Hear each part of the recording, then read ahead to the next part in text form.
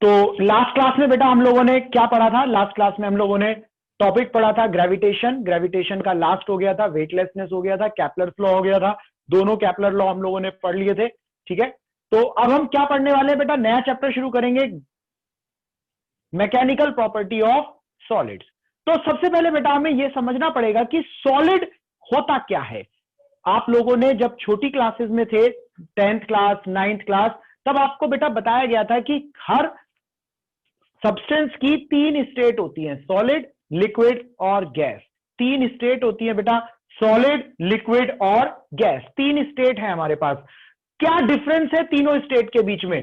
Molecular forces का। जहां strong molecular forces होते हैं वो सॉलिड है, जहां वीक होते हैं वो लिक्विड, और जो बिल्कुल भी फोर्स नहीं होते वो होते हैं गैसेस। अब हम थोड़ा सा बेटा इसके बारे में डिटेल पढ़ना के बारे में सोचेंगे।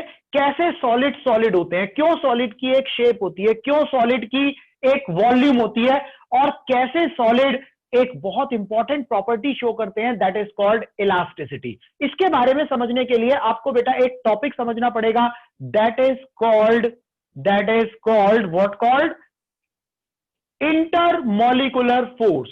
एक टॉपिक समझना है बेटा, इंटरमॉलिक्यूलर फोर्स। अगर सिंपल वर्ड में पूछा जाए इंटरमॉलिक्यूलर फोर्स क्या होता है, तो intermolecular force is a force that is between the two molecule और टू एटम। एटम में इंटर एटॉमिक हो जाएगा और मॉलिक्यूल में बेटा वो इंटर मॉलिक्यूलर हो जाएगा। तो ये बड़ा इंपॉर्टेंट फोर्स है कि इंटर एटॉमिक या इंटर मॉलिक्यूलर फोर्स का क्या रोल हमारे पास होगा बेटा। तो यहां पर हमें ये चीज समझनी है, इंटरमॉलिक्यूलर और इंटर एटॉमिक फोर्सेस का क्या इंटरप्ले या क्या रोल सॉलिड के केस में होता है। सबसे पहले जब हम चैप्टर नंबर 1 पढ़ रहे थे बेटा, हमारे पास 4 बेसिक फोर्सेस थे, nuclear force, electromagnetic force, weak force और ग्रेविटेशन फोर्स, NEWG। ठीक है, 4 फोर्सेस थे। तो इनमें जो सेकंड नंबर का फोर्स था, मैंने आपको बताया था, सेकंड नंबर का फोर्स इलेक्ट्रोमैग्नेटिक फोर्स। ये क्या है बेटा? इंटर एटॉमिक फोर्स इसका एक एग्जाम्पल है। दो एटम के बीच में लगने वाला फोर्स क्या होता है? इलेक्ट्रोमैग्नेटिक फोर्स होता है, क्योंकि एटम के अंदर चार्ज है, मूव कर रहा है बेटा, तो मैग्नेटिक फील्ड भी है और इलेक्ट्रिक फील्ड भी है। चार्ज के चारों तरफ इलेक्ट्रिक फील्ड भी है और मैग्नेटिक फील्ड भी है, तो वहां पर एक फोर्स लगता है इलेक्ट्रोमैग्नेटिक फोर्स, जो कि एटम के बीच में आपस में एक दूसरे को बाउंड करता है। अब यहां पर बेटा एक क्वेश्चन आता है, हम थोड़ा सा इंटर एटॉमिक फोर्स के बारे में समझेंगे तो हमें समझ में आ जाएगा कि कैसे सॉलिड सॉलिड होता है, वो क्यों लिक्विड या गैस नहीं होता। चलिए बात शुरुआत करते हैं। सबसे पहले तो मुझे एक छोटी सी बात बताओ बेटा, सॉलिड के बीच में इंटरमॉलिक्यूलर फोर्स कैसा होता है, कितना होता है? ज्यादा होता है या कम होता है? ज्यादा होता है या कम? हमें ये सिखाया गया है, अरे मेरी बात सुनो, हमें ये सिखाया गया है कि बहुत ज्यादा होता है। अभी थोड़ी देर बाद बेटा आपकी आंखें खुलेंगी और मैं कहता हूं कि नहीं होता है। क्या आप मान लोगे अगर मैं कहूं इंटर एटॉमिक फोर्स सॉलिड के अंदर नहीं होता? मैं बताऊंगा कैसे होता है और कैसे नहीं होता है, कब होता है और कब नहीं होता है। ये सारी बातें हम आज डिस्कस करेंगे, बहुत इंपॉर्टेंट बातें आपको पता चलेंगी बेटा। पहली बात मुझे बताइए, इंटर एटॉमिक फोर्स क्या है बेटा? दो एटम के बीच का force, the force between two atom is called inter atomic force. हम थोड़ा सा इसके बारे में सीखेंगे। Inter atomic force, inter atomic force, तो पहली बात तो बेटा ये क्या है? Force between two atom, force between two atom, ये दो एटम के बीच का फोर्स है, फोर्स बिटवीन टू एटम। दूसरी बात, it is a electromagnetic force, ये एक इलेक्ट्रोमैग्नेटिक फोर्स है। टेंशन, फ्रिक्शन, इंटरमॉलिक्यूलर फोर्स, ये सब इलेक्ट्रोमैग्नेटिक फोर्स होते हैं बेटा। तो ये कैसा फोर्स है बेटा? इंटर इलेक्ट्रोमैग्नेटिक फोर्स है। दूसरी बात मुझे बताइए, ये अट्रैक्टिव होता है या रिपल्सिव होता है? ये बड़ा इंपॉर्टेंट क्वेश्चन है। कितना होता है मैग्नीट्यूड, इसकी बात तो हम अभी थोड़ी देर में करेंगे। डायरेक्शन कैसी होती है बेटा, अट्रैक्टिव या रिपल्सिव? सोचकर बताइए। बोलिए बेटा, गुनगुन, काव्या, आव्या, नाव्या, सॉरी, बताएंगे बेटा फोर्स कैसा होता है, अट्रैक्टिव होता है या रिपल्सिव होता है? अट्रैक्टिव होता है, ऐसा हमें लग रहा है, अट्रैक्टिव होता है। ये बेटा दोनों तरह का फोर्स होता है, अट्रैक्टिव भी और रिपल्सिव भी। बात को समझेंगे, मैं क्या समझा रहा हूं, अट्रैक्टिव भी रिपल्सिव भी, it depend upon the distance between the particle. कहानी को समझिए बेटा, कहानी को समझिए, पूरी बात समझ में आ जाएगी। दो मॉलिक्यूल्स हैं, दो एटम है या मॉलिक्यूल्स हैं, इन दोनों के बीच में ठीक ठाक डिस्टेंस है, ठीक ठाक डिस्टेंस है।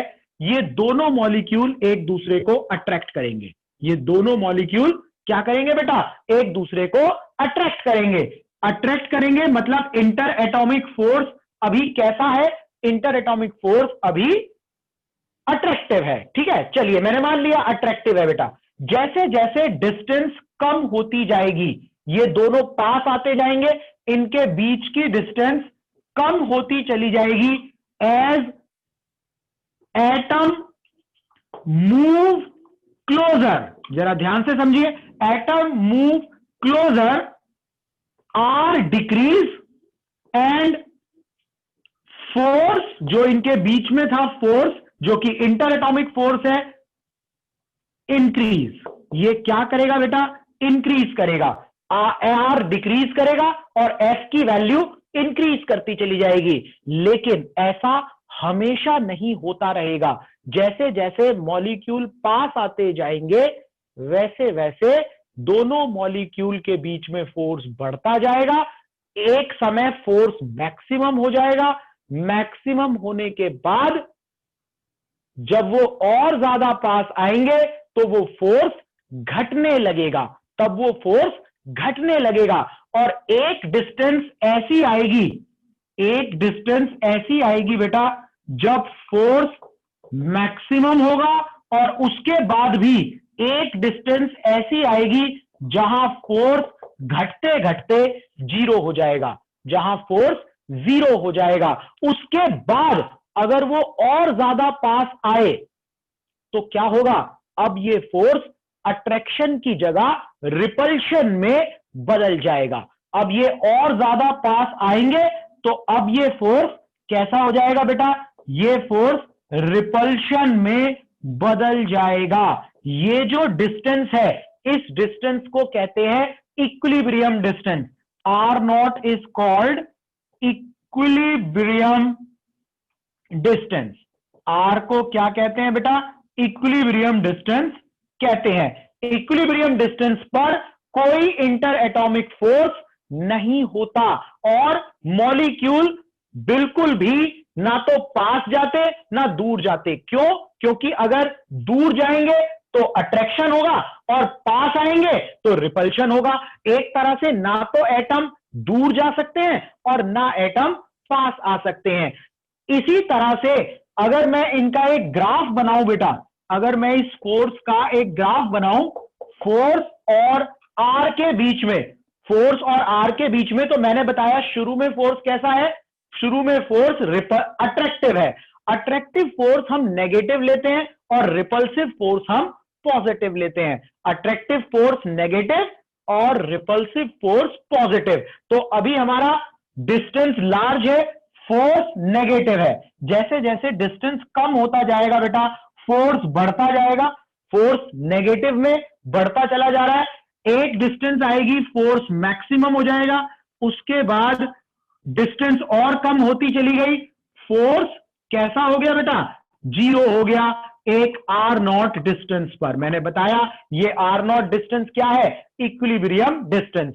इसके बाद अगर डिस्टेंस और कम होगी तो ये फोर्स कैसा हो जाएगा, पॉजिटिव की जगह नेगेटिव की जगह पॉजिटिव वाले ग्राफ में चला जाएगा। यानी यहां पर आर नॉट के बाद ये फोर्स कैसा बन जाएगा बेटा, रिपल्सिव से अट्रैक्टिव से रिपल्सिव में कन्वर्ट हो जाएगा। तो ये कहानी है किसकी, इंटर एटॉमिक फोर्स की। अब ये कहानी बेटा हम एटम पर कैसे अप्लाई करेंगे, देखो एटम पर कैसे अप्लाई करेंगे, बात को समझिए। हर एटम आपस में इंटर एटॉमिक फोर्स से जुड़ा हुआ है। अगर ये फोर्स अट्रैक्टिव होता तो ये तो सारे एटम पास आ जाते और ये तो गुच्छा बन जाता। इंटर एटॉमिक फोर्स कितना होता बेटा? अगर इंटर एटॉमिक फोर्स अट्रैक्टिव होता तो सारे एटम तो पास आते और रिपल्सिव होता तो दूर जाते। ये सेट है, ये यहां पर सेट है, ना तो पास आ रहे हैं ना दूर जा रहे हैं। क्यों ऐसा हो रहा है बेटा? क्योंकि ये आर नॉट डिस्टेंस पर रखे हुए हैं। सभी एटम इक्विलिब्रियम डिस्टेंस पर होते हैं। सभी एटम के बीच में आर नॉट डिस्टेंस है तो इंटर एटॉमिक फोर्स कितना है? 0 है। तो मैंने आपसे शुरू में क्वेश्चन पूछा था, ये पेन है बेटा, ये पेन छोटे छोटे छोटे छोटे एटम से मिलकर बना हुआ है। एटम के बीच में क्या फोर्स लगता है? Inter atomic force. इस समय इस एटम पर कितना फोर्स लग रहा है? Inter atomic force. आंसर है, बोलिए कितना फोर्स लग रहा है बेटा? आंसर बोलो बेटा, कितना लग रहा है फोर्स? इंटर एटॉमिक फोर्स कितना लग रहा है इस समय? इक्विलिब्रियम के समय सॉलिड इक्विलिब्रियम पर है, फोर्स कितना लग रहा है? जल्दी बताइए मुझे। सर 0 जीरो फोर्स लग रहा है। तो सभी सॉलिड, दुनिया के सभी सॉलिड, जितने भी सॉलिड आपको दिखाई दे रहे हैं अपने आसपास, सभी के बीच में इंटर एटॉमिक फोर्स है लेकिन 0 है। सोचिए कितनी बढ़िया बात है लेकिन 0 है। अगर उन्हें थोड़ा सा खींचा जाए, अगर सॉलिड के मॉलिक्यूल दूर जाने की कोशिश करेंगे तो वो अट्रैक्टिव बन जाएगा और पास ले आएगा मॉलिक्यूल को। पास आने की कोशिश करेंगे तो वो रिपल्सिव बन जाएगा और मॉलिक्यूल को दूर ले जाएगा। तो बेटा इसमें क्या होता है? मॉलिक्यूल पास और दूर नहीं जा पाता, एक कांस्टेंट डिस्टेंस पर रहता है। ना तो मॉलिक्यूल पास आता है ना मॉलिक्यूल दूर जाता है। ऐसे में एक इक्विलिब्रियम डिस्टेंस पर बैठा रहता है। और सब्सटेंस, जैसे मैंने ये बताया आपको बेटा, ये एक सब्सटेंस है, ये आपका सब्सटेंस है और यहां पर सारे मॉलिक्यूल इक्विलिब्रियम डिस्टेंस पर है। सारे मॉलिक्यूल इक्विलिब्रियम डिस्टेंस पर हैं और ये सब बाउंडेड स्टेट में होते हैं। समझ में आई बेटा बात कुछ या नहीं आई? ये बताइए। सर आ गई? सर एक बार और समझाइए सर, उतनी अच्छे से नहीं आई। एक बार और, चलिए एक बार और करते हैं कोशिश, एक बार और करते हैं बेटा, दोबारा आएगी समझ में। मैंने आपको क्या बताया? इस दुनिया में 3 स्टेट होती है बेटा, किसी भी मैटर की 3 स्टेट होती है, सॉलिड, लिक्विड और गैस। सॉलिड में फोर्स ज्यादा होता है, ऐसा हमें बताया गया है, होता नहीं है, असलियत समझो। यह बताया गया है सॉलिड के मॉलिक्यूल के बीच में ज्यादा फोर्स है, लिक्विड के मॉलिक्यूल के बीच में कम फोर्स है और गैस के मॉलिक्यूल के बीच में बिल्कुल भी फोर्स नहीं है। इसलिए सॉलिड के मॉलिक्यूल फिक्स हैं। लेकिन सोचो बेटा, अगर फोर्स ज्यादा है तो वो तो पास आ जाएंगे। मान लीजिए इस फिंगर और इस फिंगर के बीच में फोर्स है तो ये तो पास आ जाकर जुड़ जाएगी। लेकिन क्या सॉलिड के सारे मॉलिक्यूल पास आते जा रहे हैं? नहीं, ऐसे तो डेंसिटी इनफाइनाइट हो जाएगी, ऐसा पॉसिबल नहीं है। तो मैं बताता हूं हकीकत क्या है। हकीकत यह है, इंटर एटॉमिक फोर्स एक छद्म फोर्स होता है, एक फाल्स फोर्स होता है बेटा। एक लार्ज डिस्टेंस पर इसकी वैल्यू अट्रैक्टिव होती है, जैसे जैसे पास आते जाते हैं फोर्स बढ़ता चला जाता है, अट्रैक्टिव फोर्स बढ़ता चला जाता है। आप बिल्कुल ऐसे समझिए बेटा, जैसे 2 दोस्त हैं, एक्चुअल में 2 लड़के या 2 लड़कियां या एक लड़का एक लड़की, कुछ भी मान सकते हैं आप। 2 पर्सन हैं, एक दूसरे से मिले, डिस्टेंस ज्यादा है, दोनों के बीच में डिस्टेंस ज्यादा है। डिस्टेंस से मतलब अभी इतनी अच्छी दोस्ती नहीं है, दोनों एक दूसरे को पसंद करने लगे, दूरियां कम होने लगी, पसंद और ज्यादा होने लगी, फिर और दूरियां कम होने लगी, रोज मिलने लगे, साथ खेलने लगे, साथ खाना खाने लगे, दूरियां कम होती जा रही हैं, फोर्स बढ़ता जा रहा है, अट्रैक्शन बढ़ता जा रहा है, उनके बीच का जो रिलेशन है वो डेवलप होता जा रहा है। एक टाइम के बाद वो मैक्सिमम हो जाएगा और जब वो मैक्सिमम हो जाएगा उसके बाद अगर वो और ज्यादा पास आए तो वो धीरे धीरे कम होने लगेगा और एक कंडीशन में आकर वो क्या हो जाएगा? 0 हो जाएगा। अगर उससे भी ज्यादा पास आए तो फिर उनकी लड़ाइयां होनी शुरू हो जाएंगी और वो फोर्स जो पहले अट्रैक्टिव था, एक लिमिट के बाद क्या हो जाएगा, रिपल्सिव हो जाएगा। इसीलिए कहते हैं ना कि भाई दो दोस्त होते हैं, एक लिमिट में ही दोस्ती होनी चाहिए, अगर एक लिमिट से ज्यादा दोस्ती हो गई तो वो दुश्मनी में भी बदल सकती है या रिपल्शन में बदल सकती है। एटम में भी ऐसे ही होता है, दूर थे, दोस्ती थी, अट्रैक्शन था, अट्रैक्शन बढ़ता गया बढ़ता गया बढ़ता गया, मैक्सिमम हो गया, फिर पास आए, अट्रैक्शन कम होता गया, जीरो हो गया, और पास आए, अब वो रिपल्शन में बदल गया। तो एटम ने डिसाइड किया कि चलो भाई हम ना इक्विलिब्रियम पोजीशन पर रहेंगे, ना तो हम पास आएंगे ना हम दूर जाएंगे, हम इक्विलिब्रियम पर रहेंगे, फोर्स जीरो रखेंगे। अगर हमें कोई पास लाने की कोशिश करेगा तो हम रिपेल हो जाएंगे, अगर हमें कोई खींचकर दूर ले जाने की कोशिश करेगा तो हम अट्रैक्ट हो जाएंगे। यानी हम आपस में क्या रहेंगे, जुड़े रहेंगे, हम आपस में क्या रहेंगे, जुड़े रहेंगे। इसी तरह से ये सॉलिड यहां पर जुड़ा हुआ है, दुनिया के सारे सॉलिड इसी नियम से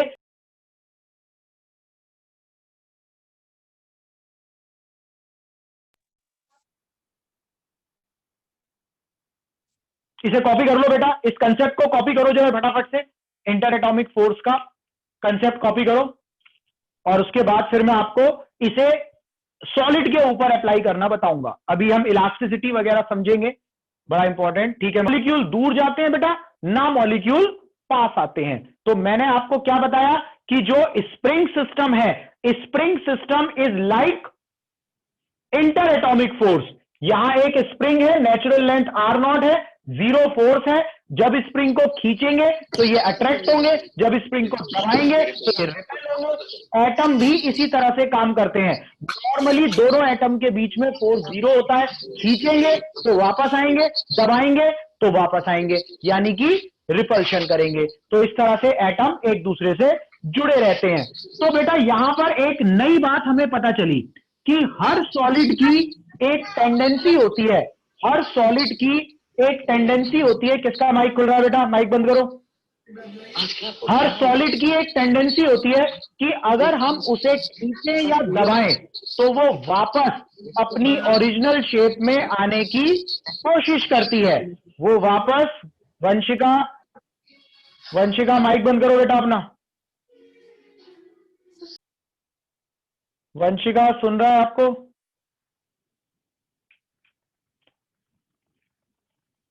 चलिए बेटा, तो जब भी दो एटम की बात करेंगे, सॉलिड की बात करेंगे बेटा, हर सॉलिड की आदत है कि अगर उसे खींचा जाए या दबाया जाए तो वो वापस अपनी ओरिजिनल शेप में आने की कोशिश करता है। यानी सॉलिड भी एक अंदर से फोर्स लगाता है। तो यहां हमने बेटा दो फोर्स सीखने हैं। पहला फोर्स है डीफॉर्मिंग force. Deforming force, deforming force क्या होता है बेटा? द फोर्स, इवन लिखिए, the external force, the external force which can change the shape of body, the shape of body, body की शेप को चेंज कर सकता है। मान लीजिए बेटा मेरे पास, मान लीजिए मेरे पास एक बॉडी है, ये एक बॉडी है, और इस बॉडी पर हमने फोर्स लगाया।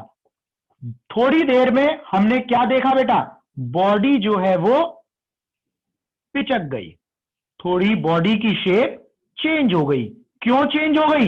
क्योंकि डीफॉर्मिंग फोर्स इस पर अप्लाई हो गया। डीफॉर्मिंग फोर्स वो फोर्स होता है जो बॉडी की शेप को बदल देता है, जो बॉडी को चेंज कर देता है। That force is called deforming force. That force is called बेटा डीफॉर्मिंग फोर्स। इसके बाद अब देखो नीचे क्या बना है? जो सॉलिड्स होते हैं, अभी सुनिए बेटा बात को।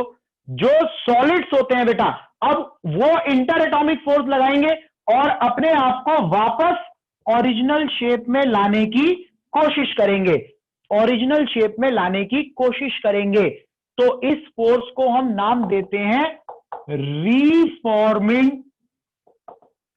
फोर्स। क्या बोलते हैं बेटा इसे? रीफॉर्मिंग फोर्स। तो दो तरह की फोर्स हो गई, डीफॉर्मिंग फोर्स, कोई बात नहीं बेटा, सक्षम, ठीक है बेटा। तो जब डीफॉर्मिंग फोर्स, ऐसी फोर्स जो बॉडी की शेप बदल देती है। Reforming force the force which can change, which can help the body to regain its shape को वापस रीगेन करने में हेल्प करती है। ऐसी फोर्स को क्या कहते हैं बेटा? क्या कहते हैं हम ऐसी फोर्स को? रीफॉर्मिंग फोर्स कहते हैं। तो दो फोर्स हो गई, डीफॉर्मिंग फोर्स और रीफॉर्मिंग फोर्स। ये जो आदत है ये सभी बॉडी में नहीं होती बेटा, सारे सॉलिड में रीफॉर्मिंग फोर्स नहीं होती, कुछ बॉडी में होती है और कुछ में नहीं होती। जो बॉडी वापस अपनी ओरिजिनल शेप में आ जाती है उन बॉडीज को हम कहते हैं इलास्टिक बॉडी, और इस प्रॉपर्टी को हम कहते हैं इलास्टिसिटी। क्या कहते हैं बेटा? इलास्टिक बॉडी, और इस प्रॉपर्टी को हम क्या कहते हैं? इलास्टिसिटी। तो कुछ सॉलिड जो डीफॉर्म हो जाते हैं और डीफॉर्मिंग फोर्स हटाने के बाद वापस अपनी ओरिजिनल शेप में आ जाते हैं, ऐसी बॉडी को क्या कहा जाता है बेटा? इलास्टिक बॉडी कहा जाता है, इलास्टिक बॉडी कहा जाता है। ठीक है, जैसे आप समझ लीजिए बेटा, ये बॉटल है, ये बॉटल आपको दिखाई दे रही है, मैंने इसे दबाया, दबाने के बाद क्या हुआ? ये डीफॉर्म हो गई।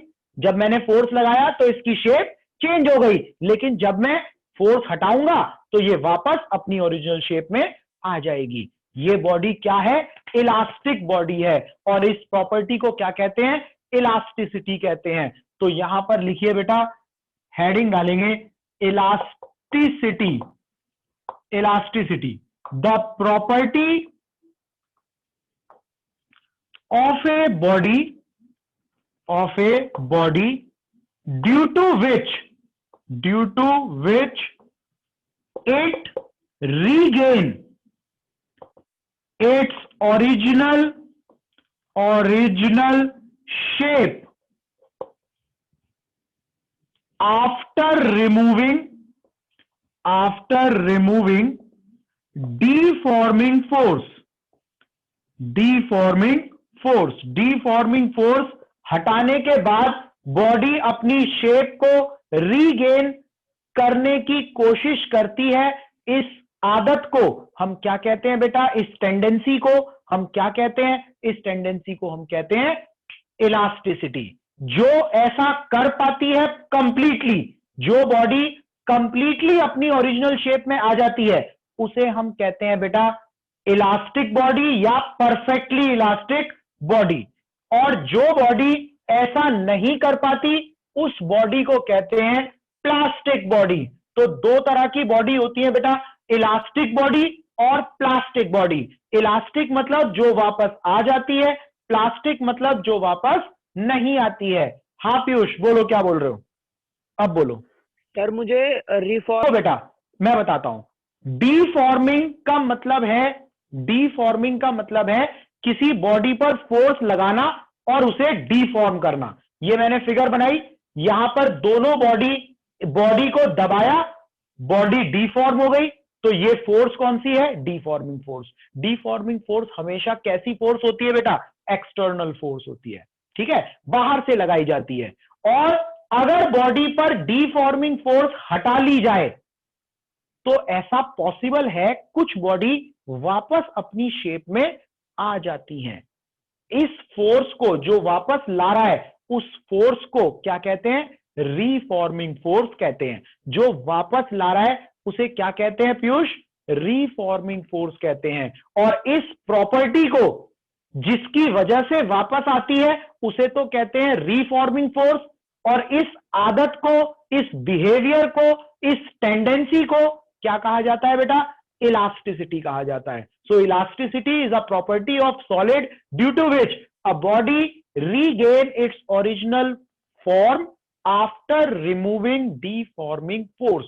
डीफॉर्मिंग फोर्स हटाना जरूरी है। अगर आप डीफॉर्मिंग फोर्स नहीं हटाएंगे तो चाहे बॉडी कैसी भी हो वापस नहीं आएगी। डीफॉर्मिंग फोर्स आने ही नहीं देगा उसको, तो डीफॉर्मिंग फोर्स हटाना पड़ेगा, तब जाकर रीफॉर्मिंग फोर्स बॉडी को वापस लेकर आएगी। ऐसी बॉडी जो वापस आ जाती है उन्हें इलास्टिक बॉडी कहते हैं, जो वापस नहीं आती है उन्हें प्लास्टिक बॉडी कहते हैं। इलास्टिक बॉडी और प्लास्टिक बॉडी। अब बताओ बेटा, ये बातें समझ में आई या नहीं आई? हाँ जी सर, अब अच्छे से क्लियर हो गया। अब आ गई ना इलास्टिक और प्लास्टिक। ठीक है, तो यहां पर लिख लो प्लास्टिक बॉडी, क्योंकि कभी कभी ये भी पूछ लेते हैं प्लास्टिक बॉडी क्या होती है। बच्चे सोच देते हैं जो प्लास्टिक से बनी है वो प्लास्टिक बॉडी है। अरे ऐसा नहीं होता। प्लास्टिक तो एक टेंडेंसी है, जैसे इलास्टिक एक टेंडेंसी है ऐसे प्लास्टिक एक टेंडेंसी है। The property due to which body does not regain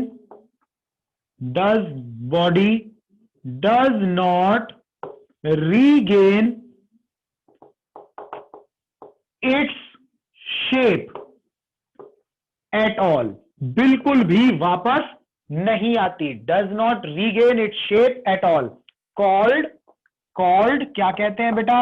plastic body कहते हैं।